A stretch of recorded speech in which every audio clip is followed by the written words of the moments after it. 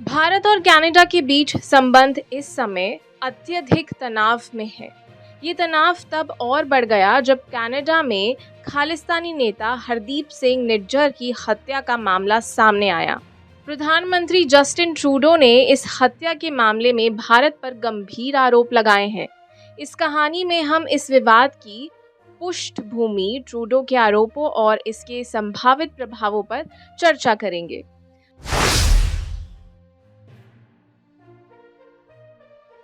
हरदीप सिंह निज्जर एक प्रमुख खालिस्तानी नेता थे जो कनाडा में सिख समुदाय के बीच जाने जाते थे।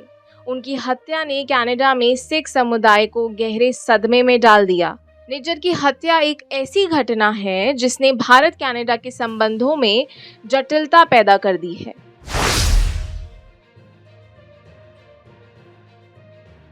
ट्रूडो ने हाल ही में एक प्रेस कॉन्फ्रेंस में कहा, हमारे पास ऐसे सबूत हैं जो बताते हैं कि इस हत्या में भारतीय एजेंसियों का हाथ हो सकता है। ये पूरी तरह से अस्वीकार्य है कि कोई भी सरकार कनाडा में अपने नागरिकों के खिलाफ ऐसी कार्रवाई करे। इस बयान ने दोनों देशों के बीच कूटनीतिक संबंधों में और तनाव पैदा कर दिया है।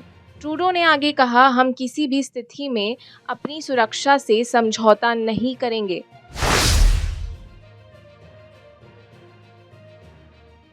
भारत ने ट्रूडो के आरोपों को खारिज किया। भारतीय विदेश मंत्रालय ने कहा, यह आरोप पूरी तरह से आधारहीन है और हम इसकी निंदा करते हैं। कनाडा की सरकार को अपने नागरिकों की सुरक्षा के लिए अपने कानूनों को मजबूत करना चाहिए।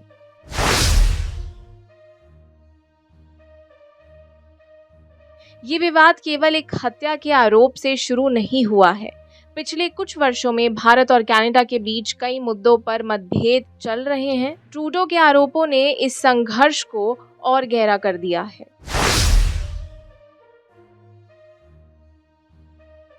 कनाडा में सिख समुदाय ने ट्रूडो के आरोपों का समर्थन किया है। उन्होंने कहा कि भारत की सरकार सिख नेताओं को खत्म करने की कोशिश कर रही है।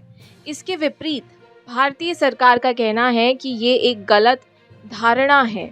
ये विवाद ट्रूडो के लिए एक संवेदनशील मुद्दा बन गया है। कनाडा में अगले चुनाव नजदीक हैं और उन्हें सिख समुदाय का समर्थन पाने की आवश्यकता है। ट्रूडो ने अपनी सरकार को सही साबित करने के लिए इस मुद्दे का राजनीतिकरण करने की कोशिश की है। इस मामले पर अंतर्राष्ट्रीय स्तर पर भी प्रतिक्रियाएं आई हैं। कुछ देशों ने कनाडा का समर्थन किया है, जबकि अन्य ने तटस्थ रहने का निर्णय लिया है। सभी दोस्तों को सलाम, नमस्ते, सत श्री अकाल। दोस्तों, मैं इस वक्त उज्बेकिस्तान की राजधानी ताशकंद से हूँ और यहाँ थोड़ा सा डिस्टर्बेंस रोड साइड का आपको आएगा, उसके लिए मैं माजरत चाहता हूँ। मगर मुद्दा आप जानते हैं कि इस वक्त कूटनीति को लेकर बहुत गर्म आ गया है और मुद्दा अमेरिका, कनाडा और भारत के बीच में जो खिंचाव, जो तनाव नजर आ रहा है, ये आखिर इसके डिप्लोमेटिक अर्थ क्या है और जो इसके आने वाले दिनों में जो प्रभाव पड़ने हैं कूटनीति पर, वो क्या है, थोड़ा सा समझने की कोशिश करते हैं। देखिए, भारत की तरफ से 6 राजनयिकों को कनाडा के वापस कर दिया गया और वापस करने से पहले भारतीय सरकार ने अपने डिप्लोमेट्स को पहले वहां से कॉल किया, बुलाया और उसके बाद तुरंत बाद ही उनकी तैयारी के बाद ही यहाँ से 6 डिप्लोमेट को वापस कर दिया। अब दोस्तों, सवाल ये उठता है कि जो सूरत हाल है वो क्या है। ये सूरत हाल इस वक्त ये है कि आपको याद होगा कि कुछ दिनों पहले अमेरिकन गवर्नमेंट ने एक सम्मन जारी किए थे, वहां से कोर्ट की तरफ से उनके सम्मन आए थे। जो हमारे एक्स चीफ जो रॉ के हैं, उनको, एजेंसी के चीफ हैं, उनको आया था और जो सरकार है उनको आया था और अजीत डोभाल साहब के नाम पर था। तो ये तनातनी चल रही है।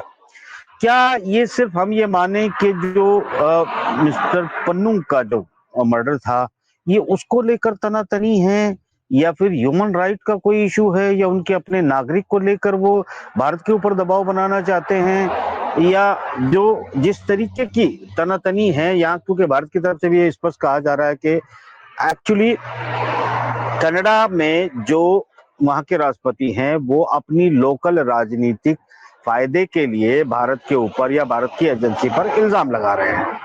तो ये जो भारत की एजेंसी पर इल्जाम लगाए जा रहे हैं, ये कितने वाजिब है कितने नहीं है, खैर हम इस पर विषय पर नहीं जाएंगे, मगर मैं यहाँ ये कहना चाहूंगा कि सारी दुनिया जानती है कि पूरी दुनिया के अंदर पॉलिटिकल मर्डर्स होते हैं। दुनिया की एजेंसियां, चाहे वो केजीबी रही हो या इस वक्त एफएसबी हो, सीआईए हो, मोसाद हो, MI5 हो, MI6 हो, ये सभी एजेंसियां जो है अपने अपने जो टारगेट्स होते हैं उनको चुनते हैं, मगर राज कभी बाहर नहीं आते। सरकार इंटरनल डिस्कशन करते हैं। इसमें बहुत बार अगर हमें कोई राजनीतिक दबाव बनाना होता है, जैसे ब्रिटेन के और अमेरिका रशिया के बीच में एक कहानी चली थी एंथ्रेक्स को लेके के एक केजीबी के जासूस को जो डबल एजेंट हो गया था, वो डबल एजेंट जो ब्रिटेन के साथ जाके मिल गया था, उसको केजीबी ने जो है वो मार दिया, असैसिनेट कर दिया, और उसके बाद उस पर एंथ्रेक्स लगाकर, यानी सबूत एविडेंस तो कुछ भी नहीं था, मगर ब्रिटेन के और रशिया के बीच में तनातनी चलती रही।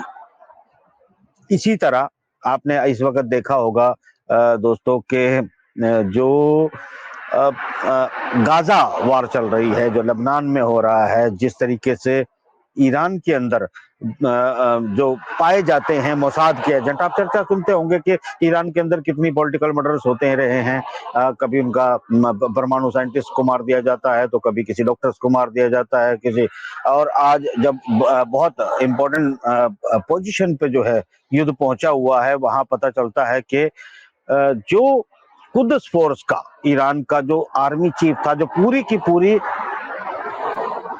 तरह से कहें तो ऑक्टोपस ब्रांच को कंट्रोल करता है। ऑक्टोपस ब्रांच को मतलब पश्चिमी जगत ने इसको ऑक्टोपस नाम दिया है, और ये ऑक्टोपस नाम बहुत दिनों से लेते आ रहे हैं। ईरान का ऑक्टोपस मतलब उसके जो नॉन स्टेट एक्टर्स हैं उनको जो हैंडल किया जाता है, हूथीज, हिजबुल्लाह, हमास, और इसमें बहुत सारे उनके रेवोल्यूशनरी गार्ड और बहुत सारे जो संगठन हैं उनको इसमें ऐड किया जाता है।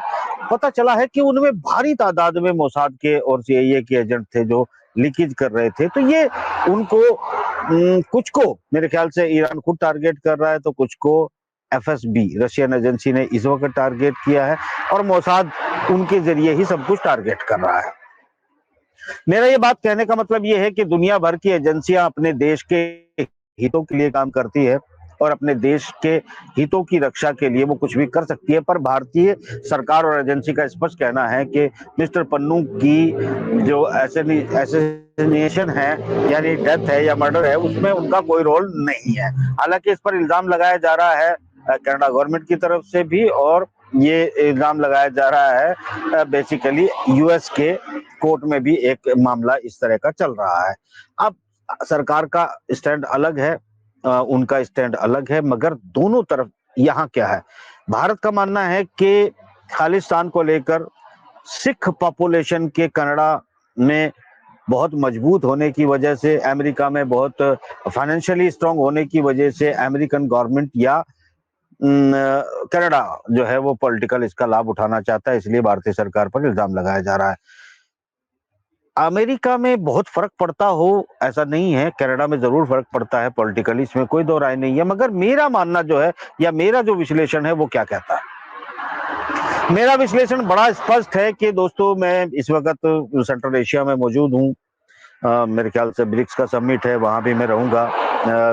कजान में 20 से 23 तक का समिट है, बहुत बड़ा दुनिया के मुकद्दर का फैसला होना है। ये ब्रिक्स का, यानी इस वक्त आज जब मैं आपसे बात कर रहा हूं, इस वक्त एससीओ का समिट चल रहा है पाकिस्तान के अंदर।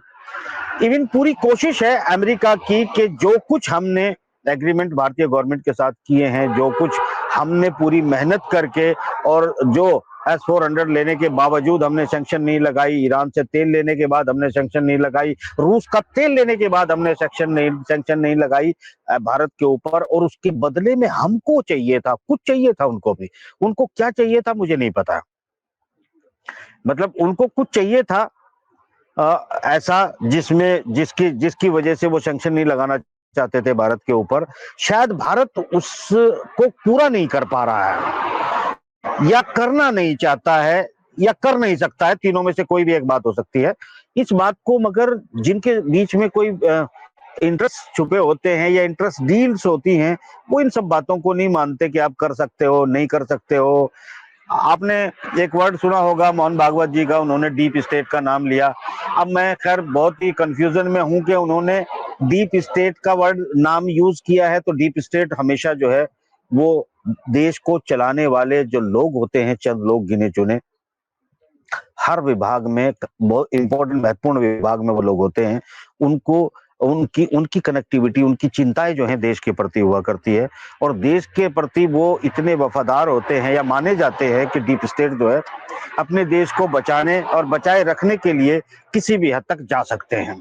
अब वो मोहन भागवत साहब उसी डीप स्टेट की बात कर रहे थे, या फिर वो कहीं, क्योंकि अगले दिन एक मर्डर हुआ बॉम्बे के अंदर एक मुस्लिम लीडर का, और ये एक कोई कोई वो है जो सलमान खान को मारने की बात करता है, क्या नाम है, कोई डाकू है, मैं नाम बोल रहा हूँ, कॉन्टेक्ट किलर है, जो भी है वो आप जानते होंगे उसका नाम।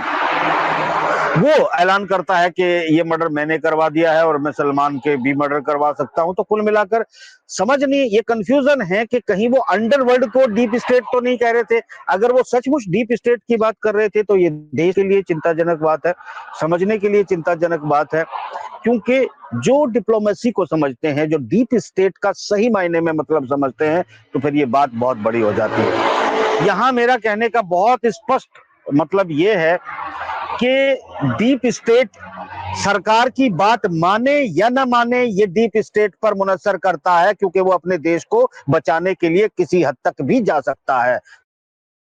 सपोज एग्जाम्पल देता हूं, मान लिया पाकिस्तान के डीप स्टेट, जो कि वहां की सरकार, वहां के इमरान को या सरकार को अपने तरीके से हैंडल कर लेता है, अगर पाकिस्तान का प्रधानमंत्री या जो है वहां का राष्ट्रपति ये चाहे कि मुझे आज ही अफगानिस्तान पर या ईरान पर हमला करना है, और हमले की पूरी तैयारी है, क्योंकि मुझे अमेरिका से आदेश मिल चुका है कि मुझे ईरान से लड़ना है, और डीप स्टेट मना कर दे, तो फिर पॉलिटिकल लीडरशिप की औकात नहीं है कि वो उसे अचीव कर ले। तो यहां कॉन्फ्लिक्ट शुरू होता है between deep state and political state. तो यहां बिटवीन द लाइन छोड़ देता हूं, समझ लीजिएगा आपको जो जो समझना है। सवाल यह है कि अमेरिका का कोई इंटरेस्ट था, है, जो चाहता है, नॉर्थ कोरिया साउथ कोरिया में दबाव बढ़ चुका है, चाइना ने ताइवान को घेर कर युद्ध एक्सरसाइज की है, नॉर्थ कोरिया ने आज साउथ कोरिया जाने वाला जो रास्ता था, जो कनेक्टिविटी थी अपने ही इलाके में, उसे बम से उड़ा दिया है, ताकि ये रिश्ते कनेक्टिविटी ही खत्म कर दी जाए। और अब अगर नॉर्थ कोरिया के एयर स्पेस का वायलेशन किया गया तो उसका भारी जवाब दे सकता है। अमेरिका का इंटरेस्ट है कि साउथ कोरिया नॉर्थ कोरिया लड़े, चीन ताइवान में बजे, जापान इसमें इन्वॉल्व हो जाए, पूरे साउथ चाइना सी एक बार, और जो पूरे इसी रीजन में है वो आग लग जाए, और जो ग्लोबल साउथ का दुनिया शुरू हो रही है, वर्ल्ड शुरू हो रहा है, न्यू वर्ल्ड ऑर्डर शुरू हो रहा है, उसे किसी तरह युद्ध में झोंक दिया जाए। इसी चीजों को दबाव बनाते हुए इमरान खान को जेल में डलवाया। एससीओ की सबमिट कराना मजबूरी है। एससीओ में हालांकि 2 दिन से आपको ये बता दूं कि रूस की और पाकिस्तान की जो सेनाएं हैं, उन्होंने आतंकवाद के विरुद्ध जो उनके प्रोग्राम चलते हैं उसको लेकर एक्सरसाइज की है। तो दुनिया में रिश्ते बदल रहे हैं, ध्रुवी जो किनारे हैं वो बदल रहे हैं, इंटरेस्ट बदल रहे हैं। ऐसे में अमेरिका एक डूबता हुआ जहाज है, और फिर भी अपने ताकत दिखाने की कोशिश कर रहा है कि मैं किसी न किसी तरीके से व्यापार युद्ध में, जो चाइना से हार चुका है, उसे युद्ध में जीतने की कोशिश करूं, और पूरे एशिया में एक आग लगाने की कोशिश करूं। भारतीय सरकार उसे कैसे हैंडल करती है, ये भारतीय सरकार को सोचना होगा। डीप स्टेट वर्सेस स्टेट कभी भारत में चर्चा भी नहीं हुई, पहली बार चर्चा आई है, तो चिंता का विषय है। आई मीन ये जो बहुत स्पष्ट है, भारत को या हमें अपनी सरकार के साथ खड़ा होना चाहिए। अमेरिका और कनाडा अगर कोई दबाव भारतीय सरकार पर बनाता है, तो उसका अर्थ होता है कि वो भारत से चीन के साथ युद्ध चाहता है, दबाव में और बदले में। इससे ज्यादा इस मैटर में कुछ भी नहीं है। मैं सिर्फ विपक्ष की राजनीति नहीं करता। मेरे ख्याल से इस प्रोग्राम में इतना ही। मैं लगातार टच में हूं, सारी चीजों को मॉनिटर कर रहा हूं, और नई दुनिया का जो ऐलान होने वाला है ब्रिक्स बैंक का और न्यू बैंक का, उन सब में मैं कोशिश करूंगा कि आपको कायदे की कुछ अपडेट दूं। फिलहाल मुझे इजाजत दें। जय हिंद, जय भारत, खुदा हाफिज। और आप हमसे जुड़े रहने के लिए सब्सक्राइब करें YouTube पर, फॉलो करें Twitter पर और लाइक करें Facebook पर। और ज्यादा जानकारी के लिए आपको टाइप करना होगा सिर्फ न्यूज नशा।